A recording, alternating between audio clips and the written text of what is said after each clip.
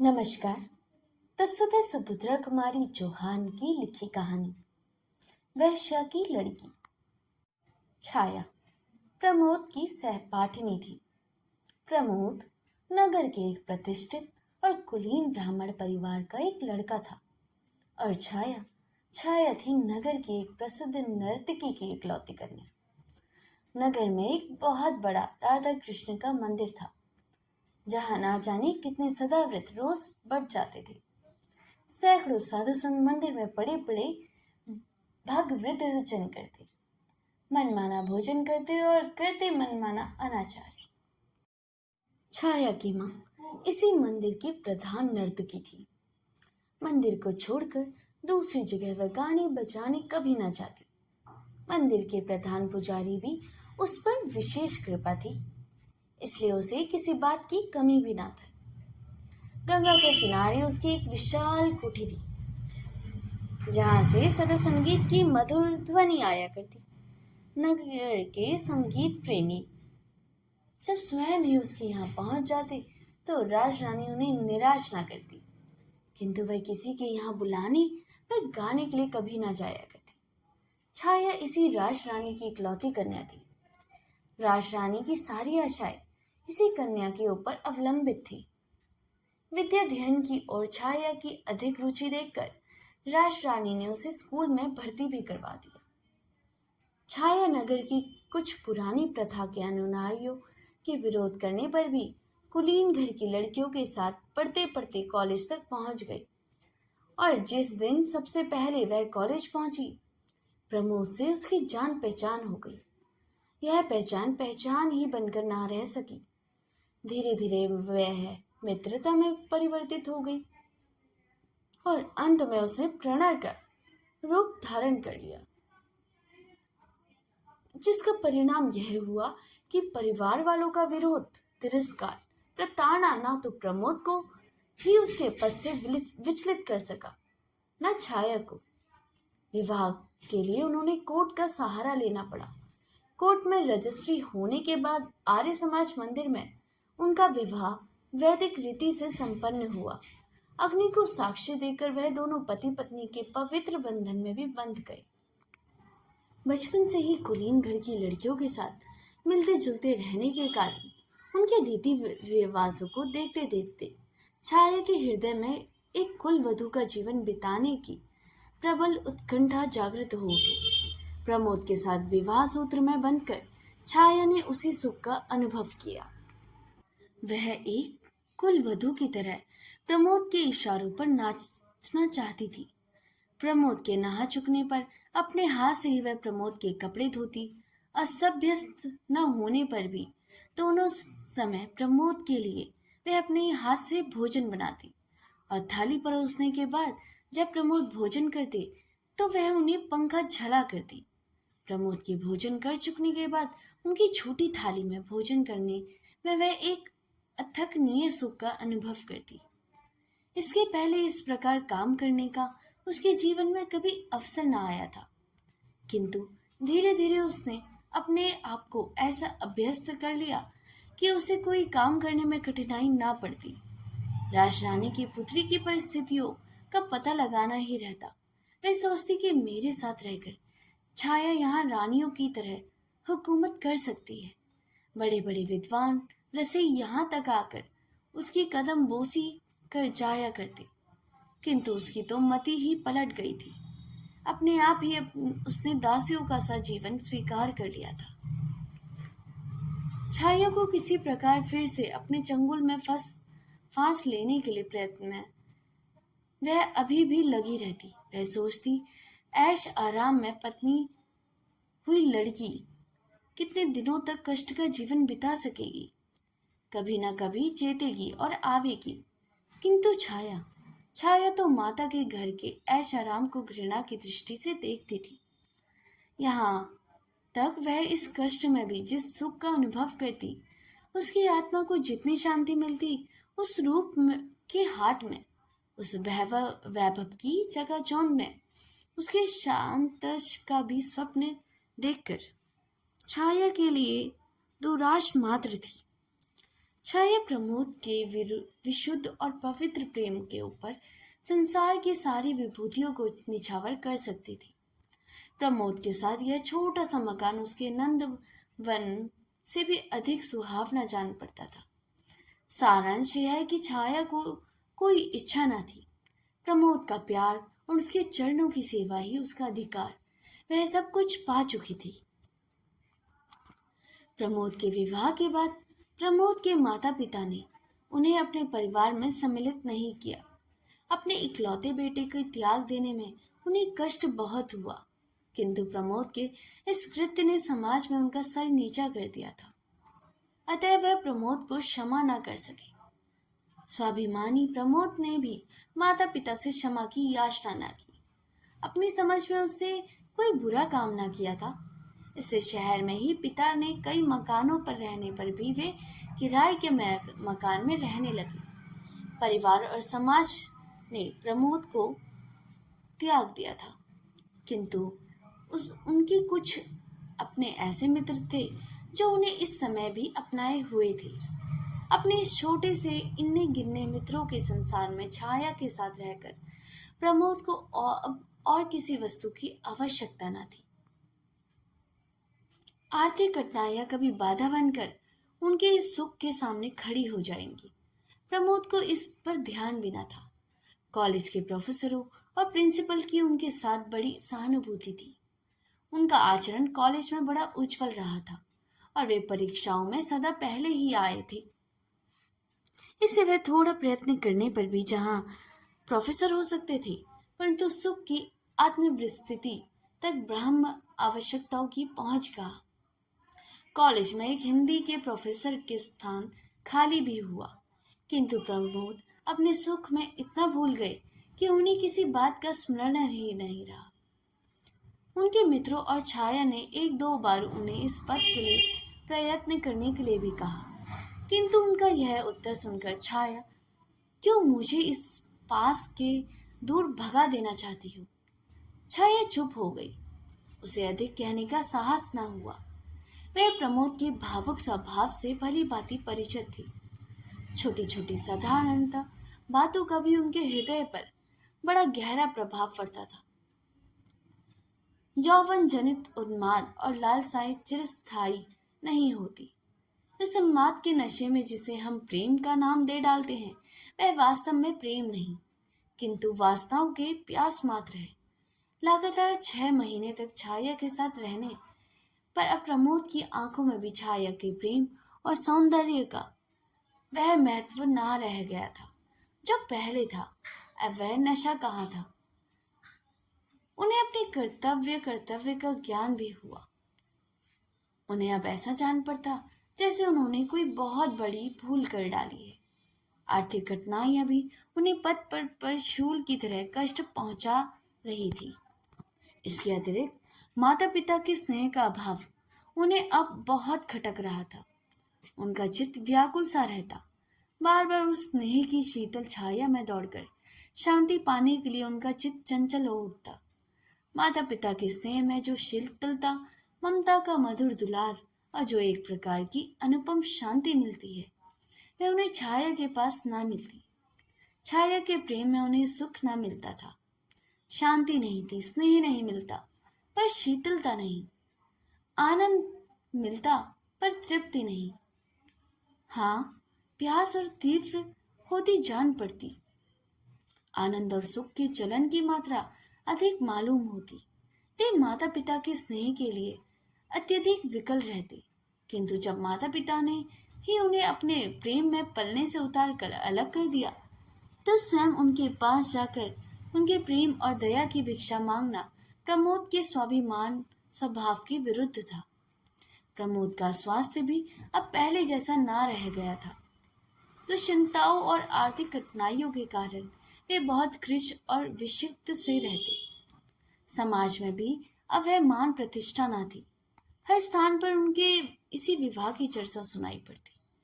प्रमोद के इस कार्य से ही नहीं, स्वयं प्रमोद से भी किसी को किसी प्रकार की कोई सहानुभूति ना रह गई थी। अब लोग प्राय यही कहते कि प्रमोद 2-3 साल के बाद अपने इस कृत्य पर पछताएगा। यह विवाह प्रमोद सरीखे विवेकी और विद्वान युवक के अनुकूल नहीं हुआ। ठहरी तो आखिर वैश्य की ही लड़की ना, कितने दिन तक साथ देगी? वैश्याएं भी किसी की होकर रही हैं या यही रहेगी? इस प्रकार ना जाने कितने तरह के आक्षेप प्रमोद के सुनने में आते। इन सब बातों को सुनकर प्रमोद की आत्म विचलित सी हो उठती। उन्हें इन बातों का मूल कारण छाया ही जान पड़ती। वे सोचते, कहाँ से मेरी छाया से पहचान हुई? ना उससे मेरी पहचान होती, ना विपत्तियों का समूह इस प्रकार मुझ पर टूट पड़ता। वे अब छाया से कुछ खिंचे खिंचे से रहने लगे। उनके प्रेम में अपने आप शीतलता आने लगी। छाया का मूल्य उनकी आंखों में घटने लगा, पर प्रमोद स्वयं ये सब ना चाहते थे। छाया में वेश्या की लड़की होने के अतिरिक्त वे कोई अवगुण ना मिलता था। वे विवश थे, हृदय के ऊपर किसका वश चलता है। वे अपने व्यवहार पर भी स्वयं कभी कभी दुखित हो जाते, फिर भी वही भूल करते। कभी कभी औरों के सामने भी छाया से वह ऐसा व्यवहार कर बैठते जो अनुचित कहा जा सकता। छाया, सब कुछ छाया में ही पलकर बड़ी हुई थी। अपमान, अनादर, तिरस्कार की ज्वाला में संसार से वह परिचित न थी। अब पद पद पर उसे प्रमोद के प्रेम के कुछ मीठे शब्दों के स्थान पर तिरस्कार से भरा हुआ अपमान ही मिलता था। प्रमोद के इस परिवर्तन के बाद भी छाया ने समझ लिया था कि प्रमोद के हृदय में उसने एक ऐसा स्थान बना लिया है जिस तक किसी की और पहुंच नहीं है। उसे इसी में संतोष था। एक कुल वधू इसके अतिरिक्त और चाहती क्या है? पत्नी के रूप में पहुंचकर छाया ने अपना अस्तित्व ही मिटा दिया। प्रमोद के चरणों में उसके लिए थोड़ा सा स्थान बना रहे, यही उसकी साधना थी। और इस साधना के बल पर ही वह प्रमोद का किया हुआ अपमान और तिरस्कार हंसकर सह सकती थी। उसके ऊपर उस अपमान और तिरस्कार का अधिक प्रभाव न पड़ता।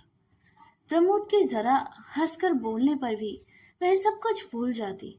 उसे कुछ याद रहता तो केवल प्रमोद का मधुर व्यवहार। प्रमोद के माता पिता आखिर पुत्र को कितने दिन तक छोड़ सकते थे? अब वो प्रमोद के साथ साथ उन्हें छाया पर भी ममता हो गई। उनका क्रोध महीने डेढ़ महीने से अधिक ना ठहर सका। वे समाज के पीछे अपने प्यारे पुत्र को नहीं छोड़ सकते। हृदय कहता है, चलो मान लाओ बेटा आत्माभिमानी है तो पिता को नम्र होना चाहिए, किंतु आत्माभिमान आकर उसी समय गला पकड़ लेता है। पुत्र के दरवाजे स्वयं उसे मनाने के लिए जाना उन्हें अपनी प्रतिष्ठा के अनुकूल ना जान पड़ता। फिर पुत्र ही तो है, यदि वह पिता के पास तक आ जाए तो उसकी शान में फर्क आ जाएगा। सारांश यह है कि चंद्रभूषण और सुमित्रा अब तक बहू बेटे के लिए व्याकुल होते हुए भी उन्हें बुला न सके। एक दिन एक व्यक्ति ने आकर कहा कि प्रमोद बहुत दुबला पतला हो गया है और कुछ बीमार सा भी है। माता के हृदय पानी पानी हो गया। उसने उसी समय नौकर के हाथ कुछ रुपए भेजकर कहला भेजा कि प्रमोद आकर उनसे मिल जाए। रुपए तो प्रमोद ने ले लिए क्योंकि उन्हें आवश्यकता थी, परंतु वे घर ना जा सके।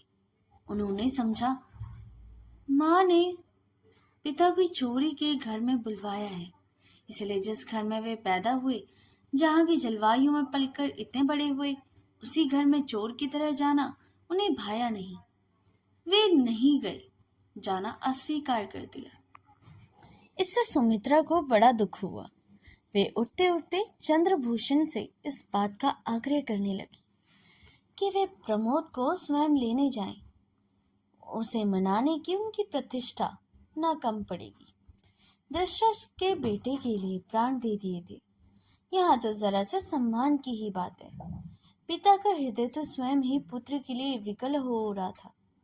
वे तो स्वयं चाहते थे अब सारी जिम्मेदारियां सुमित्रा के सिर पर छोड़कर वे पुत्र को मनाने चले। कहीं छाया पैर छूने आई तो लाख वेश्या की लड़की है, पर अब तो मेरी पुत्र वधू है, क्या मैं खाली हाथ ही पैर छुआ लूंगा? सराफी की ओर घूम गए। वहां एक जोड़ी चढ़ाऊ कंगन खरीदे और जेब में रखकर 10 कदम भी ना चल पाए थे कि सामने से प्रमोद आते हुए दिखे। चंद्रभूषण के पैर रुक गए। प्रमोद भी ठिठके। झुककर उन्होंने पिता के पैर छू लिए। चंद्रभूषण की आंख से गंगा जमुना बह निकली। प्रमोद के भी आंसू ना रुक सके। दोनों कुछ देर तक इसी प्रकार आंसू बहाते रहे। कोई बातचीत ना हुई। अंत में गला साफ करते हुए चंद्रभूषण ने कहा, घर चलो बेटा, तुम्हारी अम्मा रात दिन तुम्हारे लिए रोया करती है। प्रमोद ने कोई आपत्ति न की। चुपचाप पिता के साथ घर चले गए। उस दिन वे बहुत रात घर लौटे। उनकी बाट जोहते जोहते छाया भूखी प्यासी सो गई। अब प्रमोद अपने कमरे में पहुंचे तो 12 बज रहे थे। इस समय छाया को जागना उन्होंने उचित नहीं समझा। विलंब से लौटने का दुख था, जबकि वे भोजन कर चुके थे और छाया उनकी प्रतीक्षा में भूखी ही सो गई थी। उन्होंने छाया के ऊपर दया आई। उसके सिर पर हाथ फेरते फेरते वे नींद की प्रतीक्षा करने लगे। छाया गाढ़ी निद्रा में सोई थी।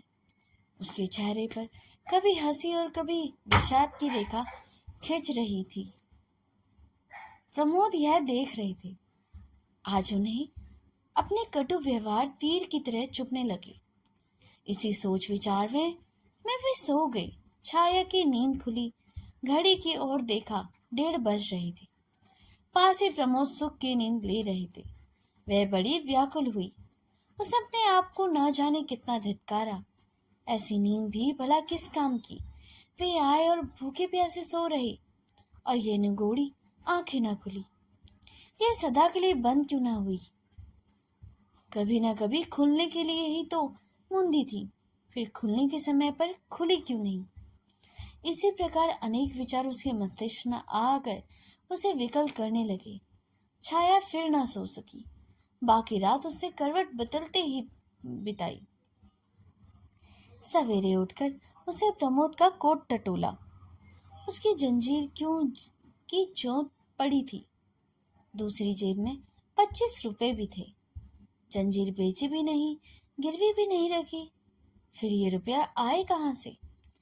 प्रयत्न करने पर भी छाया इस उलझन को ना सुलझा सकी। सवेरे प्रमोद सोकर उठे तब उनका चेहरा और दिनों की अपेक्षा अधिक प्रसन्न था।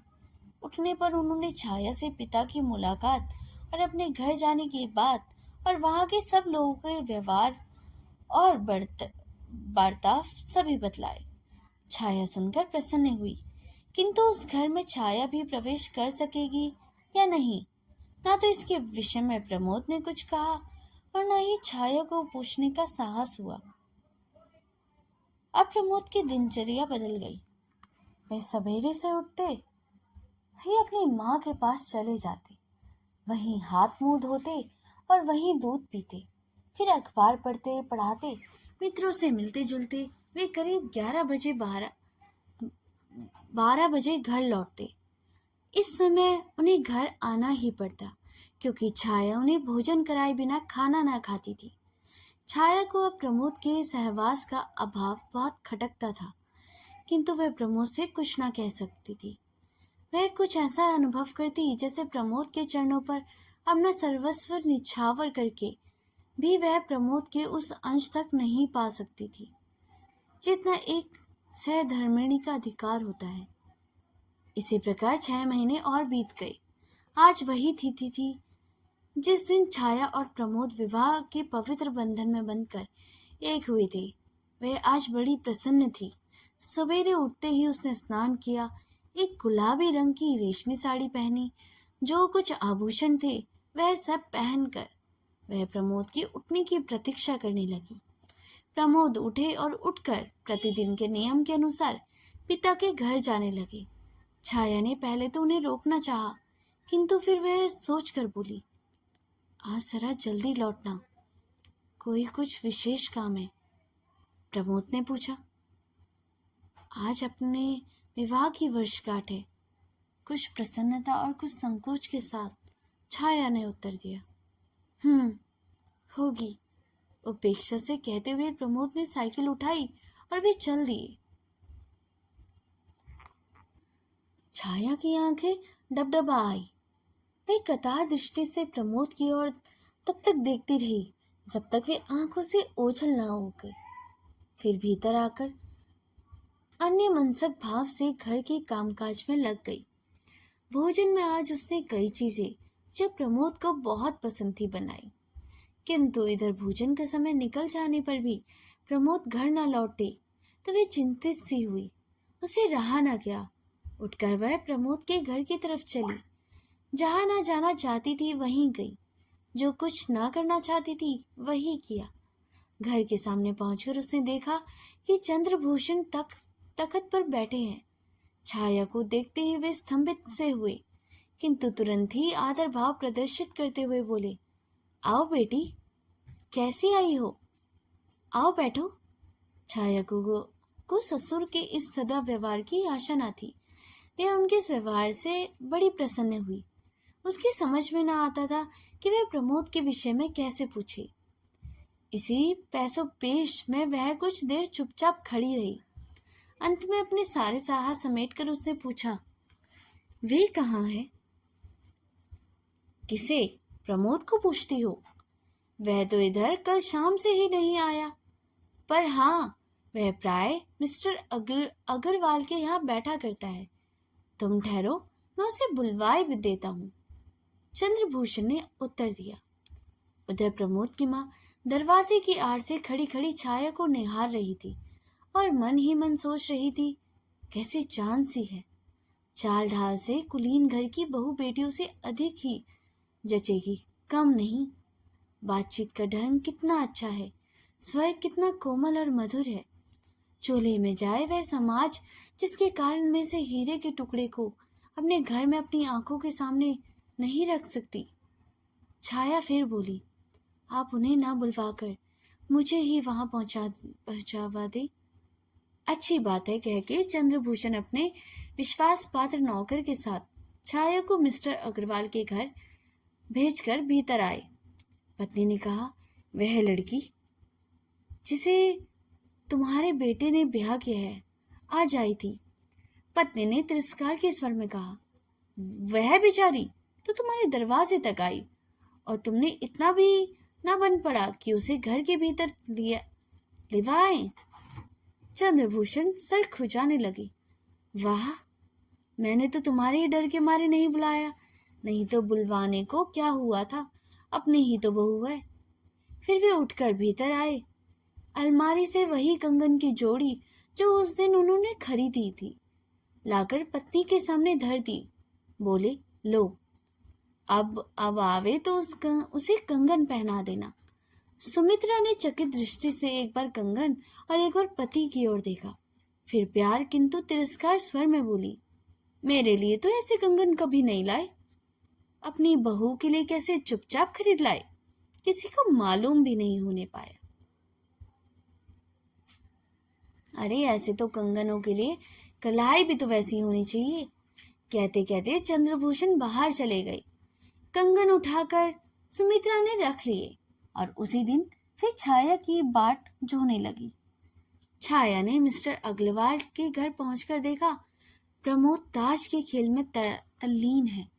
वहां पर कई युवक और युवतियां थी। प्रमोद सबसे हंस हंस कर बातें कर रहे थे।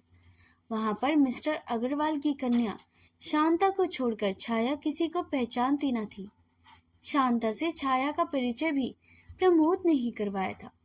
शांता प्रमोद की बाल सहेली थी और वे उसका बहुत आदर करते थे, किंतु आज प्रमोद और शांता के पास इस तरह बैठे रहना जाना, छाया की उपेक्षा करना छाया को बड़ा कष्टकर जान पड़ने लगा। वह सोचने लगी, यहाँ न आती तो अच्छा होता। वह बैठ न सकी। 10 मिनट तक चुपचाप खड़ी देखती रही। अंत में शांता की नजर उस पर पड़ी। उससे उठकर छाया को आदर के साथ बिठाया। प्रमोद को छाया का इस प्रकार उसकी खोज में ही सही उसके मित्रों के घर तक पहुंचना अच्छा न लगा। उन्होंने वहीं सबके सामने उसे डांट दिया। वे सिर से पैर तक जल उठे। कुछ देर तक वहां बैठकर फिर वह अपने घर आए। घर पहुंचकर उन्होंने छाया को खूब आड़े हाथों लिया। जो कुछ जी में आया क्रोधावश कहते गए। क्रोध में ना मनुष्य की बुद्धि रह जाती है, ना विवेक। प्रमोद ने जो कहना था वह भी कहा और जो ना कहना था वह भी कहा। अंत में उन्होंने यह तक कह डाला कि तुम अपने परिवार की चाल क्यों नहीं छोड़ सकोगी? गली गली घूमोगी नहीं तो काम कैसे चलेगा? तुम तो मालूम होता है वही करोगी जो तुम्हारी आज तक माँ कर रही है। छाया कट सी गई। अपमान उसके चेहरे पर तड़प उठा, किंतु वह कुछ नहीं बोली। वह जानती थी कि कुछ बोलकर अपना अहित छोड़कर वह हित नहीं कर सकती। अंत तक अपने इस कार्य के लिए वह विनम्र भाव से प्रमोद से क्षमा मांगती रही और इस प्रकार का आश्वासन देती रही, अब उससे ऐसी भूल कभी ना होगी। किंतु प्रमोद अपने आप को शांत न कर सके। वे उन्मुक्त की तरह कभी टहलते और कभी चुपचाप लेट जाते। अंत में कुछ देर तक इधर उधर टहलकर वे छाया से बोली, छाया, मैं मिस्टर अग्रवाल के घर जा रहा हूँ। वहाँ मुझे कुछ शांति मिलती है। शांता के पास पहुंचकर मैं एक प्रकार के सुख और शीतलता का अनुभव करता हूँ। वहाँ मैं सारी दुश्चिंताओं से क्षण भर के लिए अपने आप को मुक्त पाता हूँ। वहाँ मैं अपने आप को जितना अधिक रहने दिया करूँ। तुम्हारे पास मुझे सिवा ग्लानि और शोक के कुछ नहीं मिलता। तुम्हारे पास मैं शांति की नहीं किंतु अशांति की अधिक पाता हूँ। शीतलता नहीं, मुझे जलन होती है। और यह सच तो है छाया कि अब मैं तुमसे घृणा करने लगा हूँ। तुम्हारी माँ के घर की दासी का आना जाना मैं संदेह की दृष्टि से देखता हूँ। मुझे तुम्हारे ऊपर विश्वास नहीं रह गया है। अब तुम मेरे पीछे मत पड़ो, तुम्हें स्वतंत्र किए देता हूँ। तुम चाहो अपनी माँ के पास जाकर सुख से रह सकती हो। मैंने तुम्हें तुम्हारे साथ इतने दिन रहकर भर पाया, बस अब और अधिक मुझे अपने साथ रहने के लिए विवश मत करो। रोने धोने का मुझ पर कोई असर नहीं होगा। जहां मैं थोड़ी शांति पाता हूँ वहां जाने दो। कहते ही प्रमोद बाहर चले गए। छाया वहीं धरती पर लौटकर फूट फूट कर रोने लगी। आज उसे मालूम हुआ कि वह कितनी असहाय, कितनी विवश और कितनी दुर्बल है। संसार उसे शून्य सा होता हुआ जान पड़ा। उसे ऐसा लगता कि उसका सर्वस्व कोई बरबस उससे छीन लिए जाता है। वह चीख पड़ी और रोते रोते बेहोश हो गई। पड़ोस की कुछ स्त्रियों ने आकर उसके मुंह पर पानी के छींटे दिए। छाया उठ बैठी। उस दिन वह भोजन न कर सकी। इस प्रकार विवाह की पहली वर्षगांठ संपन्न हुई। प्रमोद बहुत रात गए घर लौटे। छाया तब तक सोई न थी। वह अब भी रो रही थी। छाया की अवस्था पर प्रमोद को दया आ गई। उन्हीं की ओर से इस संग्राम की संधि का प्रस्ताव पेश हुआ। सुलह हुई और दोनों ने साथ भोजन किया। रात अच्छी कटी, किंतु सवेरे से फिर वही रफ्तार बढ़ेंगी जो पहले थी, सो अब भी है, आरंभ हो गई। प्रमोद फिर कुछ तेज बातें कहकर चल पड़े और छाया रोती गई। राजरानी अपनी पुत्री की दुर्व्यवस्था के विषय में प्रतिदिन सुना करती थी। उसने फिर अंतिम शस्त्र फेंका, दासी से कहला भेजा, अब भी कुछ बिगड़ा नहीं है। छाया चाहे तो आकर मेरे साथ सुख से रह सकती है। यह इतनी बड़ी कोठी और लाखों की संपत्ति उसी की है। वह इतना कष्ट क्यों झेल रही है? अभी उसकी माँ तो जीवित है, इतना तो सोचे। छाया ने उसके उत्तर में माँ को कहला भेजा, मेरी नसों में सीता और सावित्री का खून दौड़ रहा है। मैं आर्य महिला हूँ। मैं अपने पति के चरणों को छोड़कर नहीं जा सकती। सीता और सावित्री का महान आदर्श मुझसे कहता है कि पति ही मेरा परमेश्वर है। पति को छोड़कर स्त्री को कहीं दूसरी जगह गति नहीं हो सकती। उनसे कहना, मेरी माँ तो मर चुकी है। मैं अपनी उन्हें माँ नहीं समझती। मेरी माँ होती तो मेरी ही तरह पवित्र जीवन बिताती। इस उत्तर से राजरानी के स्वाभिमान को धक्का सा लगा। उसने सोचा, अभी और ठोकरे खाने के बाद उसकी अकल ठिकाने आवेगी। अब अपने आप चली आवेगी।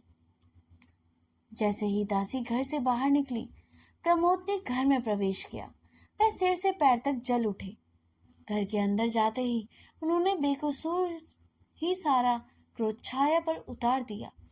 छाया के हर छोटे छोटे कार्य को अब वे संदेह की दृष्टि से देखने लगे। उसे उसके ऊपर विश्वास नहीं रह गया था। उसकी हर एक भावभंगी में उसे कुछ छल या कुछ धोखा दृष्टिगोचर होता था। उन्होंने दासी के आने का कारण पूछा और छाया के सच सच कह देने पर भी वे विश्वास ना कर सके। क्रोध में उन्मत्त से हो रहे थे। क्रोध के साथ बोले, छाया तुम जाओ, जाओ अपनी माँ के साथ रहो, मेरा पिंड छोड़ दो। तुम्हारे साथ रहने से मुझे कष्ट भर होता है और कुछ नहीं। मैं अपने आप तो तुम्हें छोड़ नहीं सकता। तुम अपने आप ही अपनी माँ के पास चली जाओ तो मेरे ऊपर किसी प्रकार की जिम्मेदारियां ना रह जाएंगी। मेरा कहना मानो, मुझे इस बंधन से मुक्त कर दो छाया। तुम भी सुख से रह सकोगी, मैं भी सुख से रह सकूंगा। छाया ये बातें चुपचाप सुन रही थी। उसकी आंखों में आंसू बहते जाते थे। उसे हिचकियों के साथ कहा, प्रमोद, तुम इस बंधन से मुक्त होना चाहते हो तो मैं कर दूंगी। व्यंग और उपेक्षा की हंसी के साथ प्रमोद ने कहा, हाँ हाँ, यही चाहता हूँ छाया, मुझे बंधन से मुक्त कर दो। जिस दिन तुम मेरी इतनी बात मान लोगी, मुझे बहुत शांति मिलेगी। शाम को घर लौटकर प्रमोद ने देखा छाया अपने जीवन की अंतिम सांसें ले रही थी। उसकी आंखें कदाचित एक बार प्रमोद को देख लेने की प्रतीक्षा में खुली थी। प्रमोद के आते ही एक हिचकी के साथ उसकी आंखें सदा के लिए बंद हो गई। प्रमोद पागलों की तरह छाया की लाश पर गिर पड़े। आज भी प्रमोद नन्ही सी पोटली जिसमें छाया का चित्र और उसका अंतिम पत्र है, बड़ी सावधानी से हृदय से लगाए हुए नगर के सुनसान स्थानों पर खंडरों में देखे जाते हैं। वे न कभी किसी से बोलते हैं और न किसी की बात का उत्तर देते हैं। हाँ, अपने आप ही वे कभी कभी एक विचित्र प्रकार की आवाज से कुछ कहते हैं, जिसको बस वे ही समझते हैं और कोई नहीं। कहानी सुनने के लिए बहुत बहुत धन्यवाद। तो फिर कल मिलते हैं एक नई कहानी के साथ। तब तक के लिए नमस्कार।